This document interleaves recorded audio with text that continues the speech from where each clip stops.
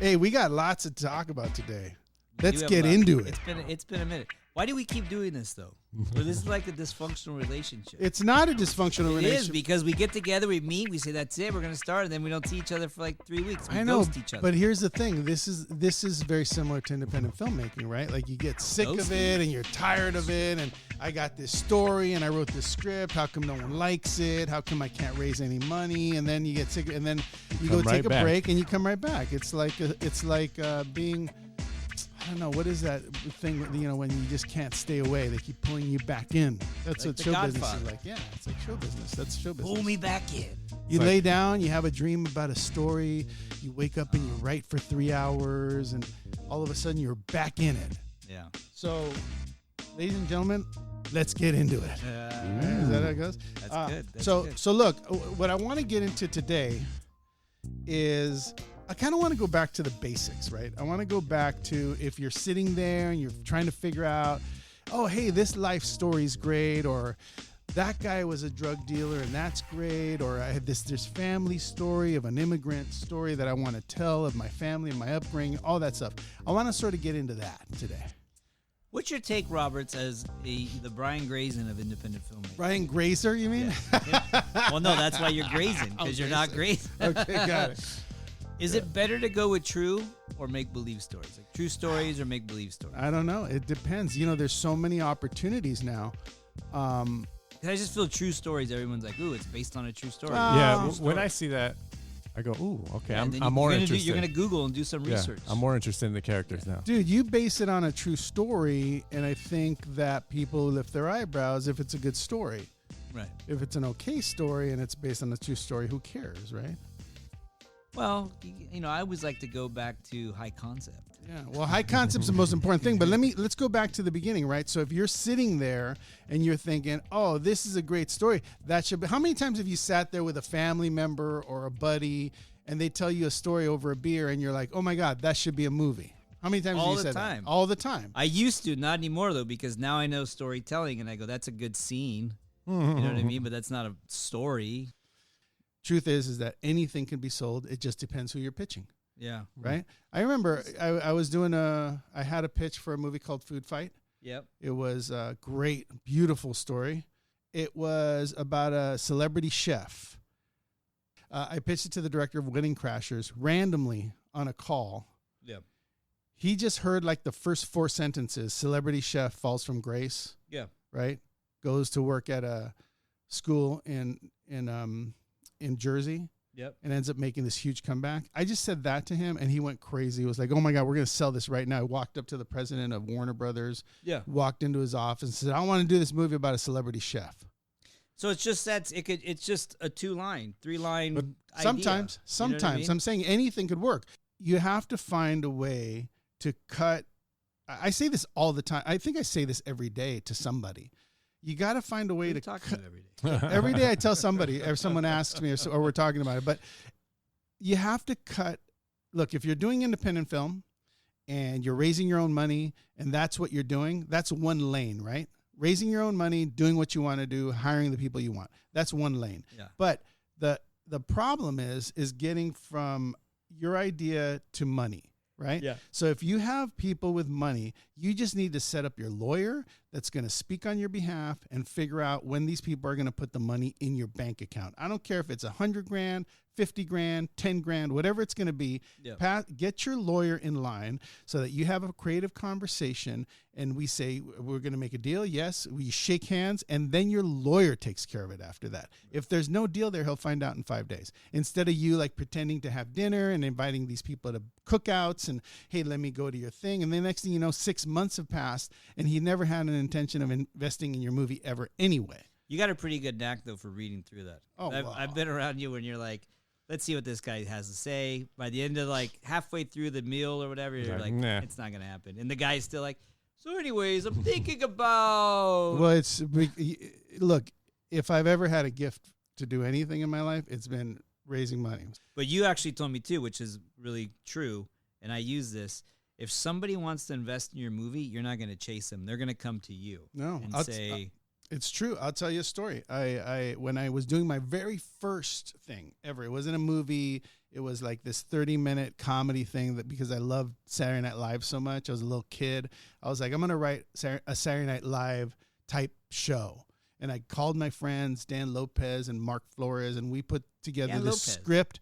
And this is why this show's so important. So I wrote this thing with my buddies, and then I got hired to do a high school 10-year reunion video. And I did it, right? I did it. So I went and I interviewed everybody they wanted me to interview, most popular, best hair. Yeah, best hair. Like, so I interviewed all those people, and then I took their pictures and I turned it into this killer video for their 10-year reunion night. Did you cut it? Yeah, I cut it and everything. Damn. So Nice. I went. So you got skills.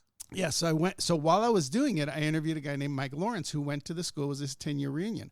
After it was over, the girl that I was dating that actually went to the school too, she said, "Hey, Mike wants to invest in movies." And I said, "Oh, okay. Well, let me meet with him. He was great. Do you have anything?" "Yeah, I have something." So we went and met for breakfast.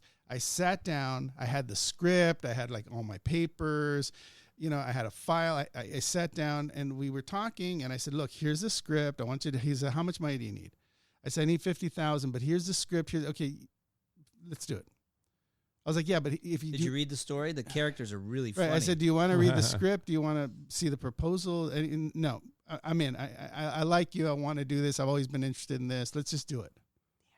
So I said, "Okay," and I walked away, and I thought that was not what I expected. Well, it was easy, and it's not what I expected. But when an investor decides they're going to do it, they just do it based on how they feel about you, based on why they're doing it. Right? If someone's doing it to make money, then you got trouble. Yeah. I ended up working with this investor on 5 other movies. This particular guy? Yes, Mike Lawrence. We did numerous, like 4 movies together, 5 movies together. Yeah. And he was always involved and always helped me put the money together. Did you ever get any money back? Yeah. Oh, in some cases he did. Yeah. In some cases he didn't. Yeah. So it was half and half. Was he pissed off when he didn't, or was he No, kinda like, I mean, look, investors sometimes know what they're getting into. You Yeah. know, they know that it's going to be a tough thing, but they like the process? Sometimes investors know that they're not going to be the creative force behind projects ever because they make money elsewhere. Yeah. So they just want to be around it. They want to be around you. Yeah. They want to help if you want to ask them for advice. Yeah. But really, they just want to be close to something, storytelling that they, look, a lot of us do want to be in movies because we're kids and we like, laying in front of the TV. Like for me, I'm older than you guys, but I used to lay in front of the TV and watch Mutual of Omaha. And I used to watch the Disney stuff afterwards. And, I used to watch Damn, all Robert, you're really aging I know. yourself. I'm super old.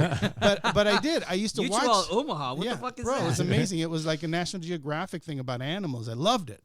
But it made me want to tell stories. I was also a daydreamer, so I wanted to be part of the business in any way that I could.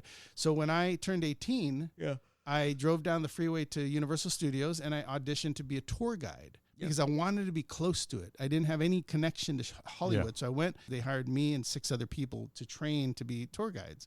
So I did that. And then I thought, I want to do something else. So I started looking for extra casting gigs to be an extra in movies. But every time I was an extra, I would get close to the camera. And every time they broke everyone, I said, "Hey, can I stay and watch?" Yeah. And they would say, "Sure, you That was can me. stay and watch." And you know what's funny is when I stayed and watched, they'd be like, "Oh, we need a stand-in. Hey, Yep, do you want to stand in?" exactly. And then I'd get a stand-in gig, which Exactly. paid like $100, right, instead of 40. And then, or they would say like, "Hey, are you SAG?" That happened to me. All that shit happened to me on She's All That. I got to stand in for Freddie Prinze for 2 months. Just because you were. I was hanging around and being cool with all the I wish I would have ADs. done that when I first moved to LA because you know what, I had a buddy who did it and he said it was great. In retrospect, thinking about it, like they feed you get to meet chicks because there's a bunch of, you know what I mean, and you just kick it, like you just pretend and then you get digits and you hook up and you get fed and you get a little bit of money. Yeah. Right. Well, I mean, what else So let's just go back. Too old to do it now though. No, and it's true, but we all had that same thanks. experience, Too right? old to do it now. Yeah, No, yeah, I'm seriously. saying no, you're not. But Well, I am. but yes, look how you made your way to being a Hollywood filmmaker, to being a Hollywood makeup artist, to being a producer, a director. All that stuff happened. Loosely, David Dave too. No, look, David Dave as an actor, right? The bottom line is if you want to be part of it, you have to be near it. And if you have to be near it, you should pick by any means necessary, right? So if you're going to be an extra, like do extra stuff, right? Yeah. Stay around the camera, meet the director, say if you need anything else. Well, there's no way in. Like I was talking to you last week about, I've been talking to Ben Bray. He's been helping me. And he thinks I should go into like a second unit directing gig. He said, dude, that's how he got in, you know, and there's no right way in. There's just in. You know what I mean? Yeah. Like there's a lot of ways into a house. You don't have to go through the front door. You can climb through a window. You can go through a back door, garage. It's just you got to try to get in somehow. Yeah, you need a break. So, I mean, I you know, when I first started out, I was partners with Lorena David, who was on the show like a while back ago. And I remember she like wanted to direct. She really wanted to direct, but she had done this like college thing and it was pretty bad. So I was like, I don't know, you know, I can't pitch you as a director. And then one day this guy came in and said, hey, I have these shorts I wrote. And, you know, I kind of want to do them. And Lori said, I'll direct them. So she went out and directed like, it was parodies of The Sound of Music. Okay. Right. So she did them. And then when they presented them, they were really, really well done. Right. Oh, wow. To the point where I was like, oh, I could totally use these to get you a directing job, which I did. Yeah. And she ended up directing 4 of our movies. But yeah, you got to figure out like what you're going to do. Like I know a lot of people listening are either lawyers or they have other jobs where they make their money, but they're thinking, I want to, you know, I have ideas or I think that these things will work or whatever, right? So don't give up, right? You could still get your ideas, put them down, but just know that your road's going to be different and you got to look for all kinds of opportunities because you never know. You know, it might be something that was sitting on a shelf 2 years ago that now is hitting. I think I've sold stuff that I had for 10 years. Ashley Garcia was around for a long time. And that was something that, you know, that ended up becoming something completely, again, sort of like the curandero pitch. It became something completely different, but Lopez was an honorable friend and kept me on board. And I decided I'm going to put my head down. I'm going to give the ideas that I have. I'm not going to let anything deter me, even though it feels like maybe they don't want me here. Yeah. I'm just going to give ideas and do what I do. So I did that, and I spent, 18 episodes on that show, and I got paid, and it was fine. That the decision I made was probably one of the best decisions I ever made, to just not listen to myself and the chatter in my head about how people feel about me, and just prove my worth by the ideas that I had. And I didn't expect them to love them. I didn't expect them to hate them. I just put my head down and worked. And, and out of that, I created a relationship that I sold a script to Netflix with writers from that show. Yeah. I built a lot of relationships on that show. You built one of the most important characters in TV. What's that? The Burrito King. That's the Burrito King. I was also in it, but that's good advice. I mean, if you feel like, oh, you need to be respected or you had more to do with this or that, just be part of it and put your head down and go to work and prove your worth, because it happens. People end up going like, wait a minute, David's got a lot to do with shit, and that's important, and that's important enough. Yeah. So, all right, so let's go back for a sec. You have an idea. You have life rights. Get a lawyer. Consult with your lawyer. Don't get an expensive lawyer. You can find a lawyer in East LA, find a lawyer in Pacoima. It doesn't matter where you find the lawyer at, right? It doesn't have to be an entertainment lawyer. No, right? It doesn't have to be an entertainment lawyer. Just someone that understands how to, look, you can go on, a lawyer can go online and figure out how to get life right paperwork, Lawyers can figure it out. But get someone who understands you, who's going to work with you, who's going to take your phone calls, and that you guys can collaborate on. Oh, I got this investor. Go find out if he's real. Literally have those conversations. Yeah. Not like pretend conversations where like, oh, I got this investor. Go ahead and go close him out, right? It's a collaboration. Yeah. He's going to go find out and talk to that guy. And if he doesn't hear what he needs to hear from that guy, then he's going to come back and report to you going like, I don't think this is the guy, right? And then you could just call Roberts and let him fill him out. Right, or I could tell you in 5 minutes if he's a real investor or not. But can you tell over a phone call, or you have to be in person? Sometimes I can tell on a phone call. Look, really? If you just go FaceTime. That should be your thing. Can we get on a FaceTime? Why? Just let's get on a FaceTime. No, I mean, look, you want to know what kind of questions you want to ask an investor? You get on a phone call and you say like, look, what did you think of the story?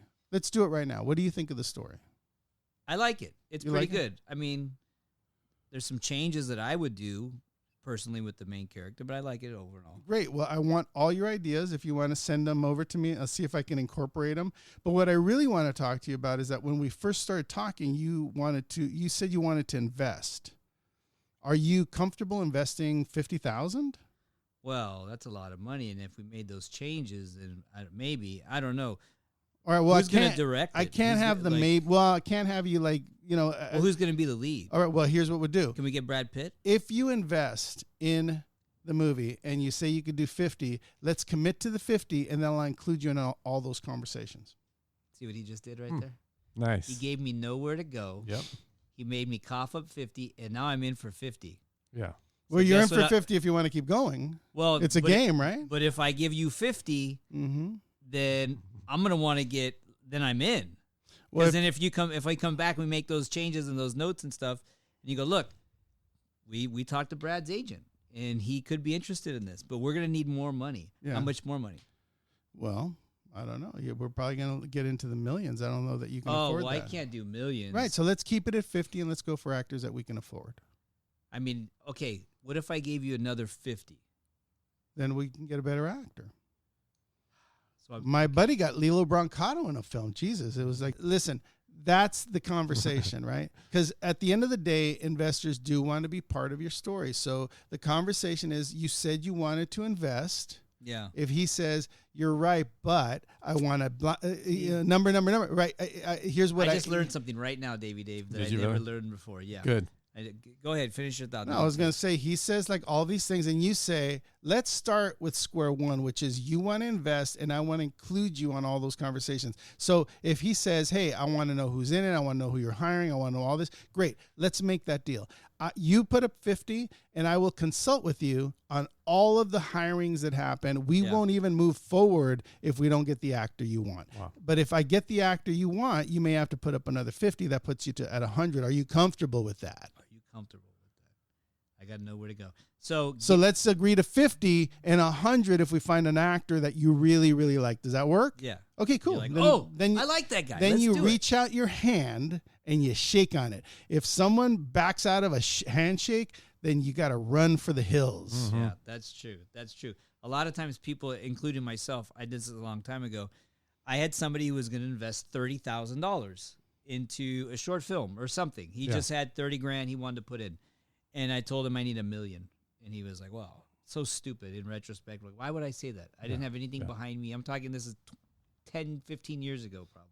And I think a lot of times too, filmmakers get caught up, independent filmmakers get caught up with this idea like, oh shit, I need to do a movie for $500,000. That's the amount I need. So when they talk to people who are interested, they say, well, what are you looking for? $500,000. Well, I'm not going to give you $500,000. But if you say, what are you willing to put up, like you said, well, I'm willing to put up like 50. Okay, let's do 50 then. And so you get them in the game, right? Yeah, because you can collaborate a bigger amount, right? You pull someone in for 50, you say, we're going to give it a shot. As you collaborate with them, they want bigger things, you want bigger things. Then you're like, okay, well, now we're looking at 200. Yeah. Can you put it in? No, I can't. Well, can you find someone that can? Yeah, actually, I do have a couple of buddies. Then you bring them into the fold. But now that you have someone investing 50, other people are more comfortable, especially if they know that person. Yeah. Well, like, I'll do 50, right? Because normally if you have 50 to invest, you know other people that have money to invest. It happened all the time on every little indie film I've done. But I think go for the whole thing. You go for little increments. Sometimes, like for instance, I'll give you an example too. When I did Water and Power with Richard Montoya, we had a guy out of Arizona, and rest in peace. He was a terrific dude. He was very wealthy. He was part of the original Facebook crew that financed that, right? So I remember his name was Jim. Again, rest in peace. I called Jim. We talked a little bit. He was like, I could do 200. The budget was 6. I said, you could do 2. Okay, so cool. So 200 is a lot of money, right? So I thought, I'm going to fly to Arizona. I'm going to meet with this guy. So we met at Tommy Bahamas for lunch. He showed up. He came in. We sat down. I said, look, Jim, we're going to do this deal for 200. I just opened a bank account in Arizona down the street at B of A, which you bank at. Can you transfer the money into B of A? Yeah, I did. Oh, I showed up an hour early. I opened a bank account Phoenix at B of A. You good. And I said, you bank at B of A. If you could just make the transfer, right down the street. Yeah. Well, I felt like I had to be really aggressive about that deal because we were very close, right? So I just wanted to make sure that happened. And if he was real, I know it's hardcore, but if he was real, it would be no problem. There's a pen. Yeah. It would be no problem. Guess what? He did it. But before I left that lunch, I said to him, look, it's going to cost $600 to make this movie. If we run into trouble finding the rest of the money, can I count on you? Fuck, he just went from 2 to fucking 6. He said yes. We shook hands on it. I said, okay, so you're not going to leave us out to dry. No, of course not. I would never do that. Okay, great. We shook hands. He ended up financing the 6. Wow. Had he invested in a film before? Yes. Okay. So he wasn't new at it, and he liked this one because we had help from Sundance. Okay. Right. Sundance had signed off on it. They actually had introduced us to him. Yeah. So there was a lot of simpatico going on in that deal. Yeah. But if your investor has money, then you need to go after that particular investor harder than you would with someone who's got maybe 200, 300,000 is giving you 50. Yeah. You don't want to take someone's money. If all you have is 300, I'll take 50. That's fine. Keep the rest. Yeah. If you lose it, we're good, right? Yeah. If you have millions, then going after 600 is not going to kill you. And we don't have to get a commitment for the full 6. I got a commitment for 2. He eventually did the full 6. Yeah. Right. But that's up to him. Right. Yeah. I just wanted to know, are you going to leave me high and dry if I can't find another investor? No, I won't. Cool. Then let's do this. And we did it. Yeah. And it was a lot of fun, and we had a lot of great people in it. Nice. Yeah. So let's recap the show. Recap this motherfucker. You dropped a bunch of nuggets today, man. You did. This is great nuggets. This is great information. It's like a big buildup, dude. He's been at home thinking about this for months. Well, what am I gonna say the next show? No, I want people to listen to this and say like, oh, we got to be consistent. Then I can do this. I can do this. I can talk to these guys and those guys, and depending on what kind of investor. I mean, you can create a chart of investors and figure out who you can talk to. Oh, my friend doesn't have money, but he knows people with money. Okay, great. I'll give you $50,000 if you can raise $1 million. Let's go find some people. Like, you can create a system. I like that. I'll give you $50,000 if you could raise $1 million. That's incentive to your friend. Yeah. I know people.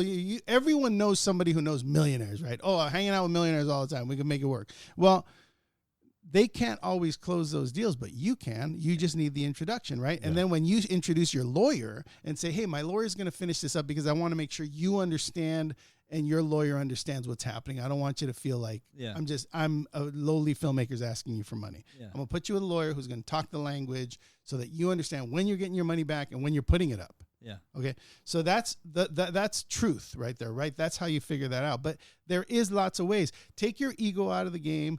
Get your lawyer in line that you're going to work with, that you're going to call, and you're going to figure out how to make this happen legally. Yep. And then find your investors and get them to commit verbally with a handshake with you. And that will be the beginning of a great relationship, because if you shake hands with someone and they finance you, that's a good dude to be working with. Yeah. Pretty good, Davey Dave. Pretty good. I like this. Glad we're back, you know? Yeah, we're good. I love it. Yeah. Okay. So, I mean, that's the key, is that you have ideas, you want to work it out. Lawyer's number one, right? I don't care what level you're at. Yeah. Everyone has a lawyer. Find a lawyer. If you have life rights to figure out, go to that lawyer and go like, hey, I like Tootie's story. I like what he's saying. How do I lock up his life rights? They'll say like, well, do you have any money? No. Okay, well, there's ways to... I can come to you and say, Tootie, look, I want to sell your story. I want to raise money for you. I don't want to lock up your rights, but I want the right to be able to make your story. Right. So instead of locking you all up, since I don't have any money to give you, I'm going to create a document that says I have the right to pitch your story to raise money to make your movie. Is that okay with you? I mean, I guess so. What am I going to get out of this? Well, if I sell it, you negotiate whatever deal you want for your life rights. What do you think, David? Tootie's life story is going to be fucking epic. Why don't you make a documentary first? Docs are kind of played out now. You know what I mean? I want a biopic. But you can't. But the point is, you can't make you can make deals with people for no money. Give me the right to represent your story. Yeah. And then when the money comes in, you get to negotiate with your lawyer what you make. Right. And that's it. Right. I'm not saying take money from me. I'm not saying how much you're going to make. Yeah. I'm just saying, let me represent these rights exclusively for the next year. Yeah. And then if I can make a deal, you make your deal. If I don't make a deal in a year, you get your rights back. So here are the takeaways. Get a fucking lawyer. Yeah. Any lawyer to help to negotiate for you. A lawyer you like. A lawyer you like. Don't get greedy when it comes to getting money. Take what you can and keep it going. And if you got a friend who knows somebody, give them some incentive. Say, if you could raise X amount of dollars, I'll give you a percentage, this amount, whatever you raise. They might want to be producers. You can say, I'll give you an associate, I'll give you a co-producer, whatever, we'll work together. Those are good 3 things for filmmakers. Dude, it's a collaborative job. It's a collaborative world. Like, collaborate with people. Now, what if an investor wants to be creatively involved in the story? Have you had that before? Yeah, fine. Yeah. Look, what I've experienced with investors is that they just want to be informed. Yeah. Right. So if an investor says to you, well, I want to be the executive producer, I want to be part of all decisions made on the movie, blah, blah, blah. Yeah. Truth is that you say yes to that. You get their deal together. They're the executive producer. Guess what? When you call them and say, like, hey, here's what I'm thinking about doing, they say, do what you want. Yeah, it sounds good. I'm on another call. Yeah. There's too much work. People that have money are not going to be micromanaging your movie, but they do want to think that they're important. Right. So they are going to want certain rights. By them. Yeah. So if I go to you and go like, here's 3 names I'm considering. Are you okay with all those? Yeah, I like this one better than that one. Okay, great. I'll go for that one first. Have you had the old, well, you need to put my nephew in this or my niece and they need 5 scenes. Have you had that done before? I haven't had the scenes, but I've had the, can you put my daughter in it? And I've said yes every time. Yeah. Good for you. Yeah, sure. Nice Why not? guy. Who cares? Dialogue or just? Yeah, I'll give somebody a One-liners. line or two, you know. I mean, look, a lot of Can you times put Davy Dave in your next? I already did. I know we want to be in the Lifetime movie. I can't. Well, you were in the Lifetime movie. Another one. I can't do it What a again. dick. I can't do it again because we don't have a lot of roles in this next movie. Oh, here we go. The no roll line. No, it's true. If it wasn't to read the script, Davy David, I could sing and dance. I could break dance. Break. You got break rap. dancing scene? Actually, I do have a pop locking scene. Oh, Yeah, see? it's What's pretty up? funny. No, dude, we could be the 2 drunk. We could start singing like El Rey. Te vas porque yo quiero que te vayas. First of all, that's not El Rey, but Oh, okay. that's La Media Huerta. That's like the Well, I'm puerta. already- That's like the puerta or something like that. La Media Huerta. Oh, la media vuelta. That's right. That's right. So bottom line is collaborate. Your investor, don't negotiate with the investor. By the way, don't negotiate with the investor. If the investor Did I say negotiate? no, I'm saying don't negotiate. If an investor says, I'll give you the 50, 100, or million, but I want to be the executive producer and I want you to run things by me, I want approval, say yes. Because they will defer to you. They're not going to say no. Because their money's on the That's line, true, right? that's true. You They can't be want like- you to move forward. You can't be like, well, would you mind taking then an associate producer? yeah. But then you're like, okay, well, give me the 100,000, but I can't let you make any decisions. That's not how it works. Just say yes. They will let you do what you want to do. And if they don't, then that's a bummer deal. But truth is that if you have a smart investor, they're gonna have invested in you as a filmmaker, as a creative, and they're going to want you to make decisions. They're not going to want you to not make decisions. They want you to do your thing. They trust you, you know? So lawyer number 1, idea, if you have life rights, talk to your lawyer, lock up those life rights for $0, okay? $0. As long as you don't take any rights away from that person, and he just gives you, or he or she gives you an exclusive for a year to try to get your movie made and get the script financed and all that, then that's enough, right? If that person says, well, give me $1,500, well, go sell your car, find the $1,500, figure it out, But really at the end of the day, that's not, even if you were to negotiate a life rights for $100,000, your responsibility to the option on that is 10%. So it's, $10,000. Yeah. It is a lot of money, but you can get if the idea is the Evel Knievel story, then go find the $10,000 from an investor and say like, look, I got the Evel Knievel story. $10,000 gets us the rights for a year. Yeah. Let's go figure this out together. It's just, you gotta put it into perspective. Yeah. Right. If you have a great human being with great life rights, then maybe you should find a little bit of dough to get it. Slip them. So you got that. Then you got investors. take the amount of money they're going to give you. If it's not enough, then say we're going to have to find some other people. That person will probably say, okay. You can also say to someone, look, I'll take 50,000 from you. I'll take 100,000 for you. We need 400, but I'm not going to take any money from you until we raise the other 300,000. That's fair.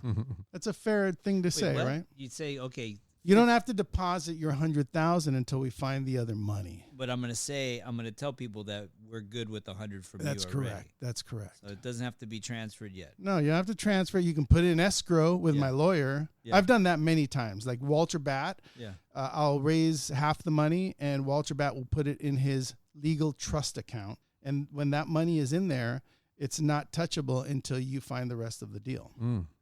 But it is available to you the minute you raise the rest of the money. I did that with Almaraz.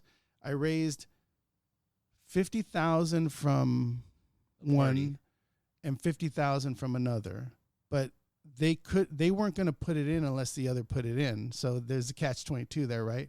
Yeah. Somebody has to put it in first. Right? Yeah. So I had to get one of them to agree to put it in the trust.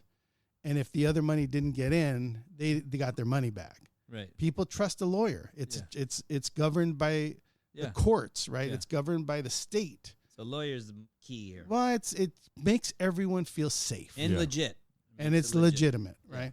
So lots to learn here, lots to move forward. If you're starting a project, if you're raising money, if you're doing this kind of thing, this is the way to do it. Those three things will protect you and actually get you moving in the right direction. Yeah. If you want to figure out what to do after the money's in the bank and your story's ready to go, tune in next time.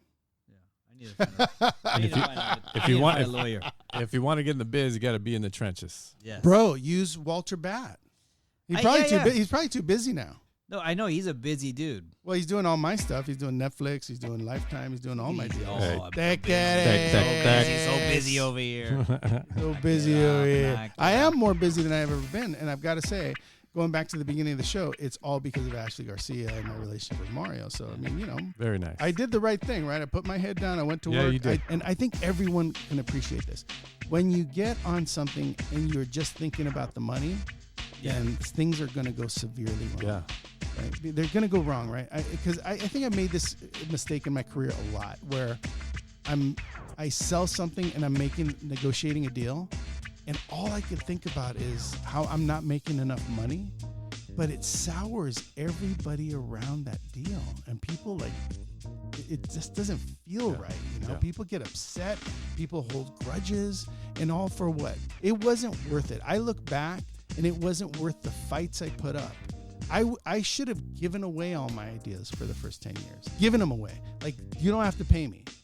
Let's just do them. Yeah. Because that would have given me so much more entry, right, to prove my worth rather than focus on like what I'm not getting and then being upset on the project, and then the project ends up being a piece of shit anyway. So what's the point? Yeah. The point is collaborate, take what they're going to give you. Yeah. Okay. That dude's getting rich off of the project. Maybe he deserves it. Yeah. Maybe he deserves it. Maybe you should only be making $1,000 a week. What are you going to do?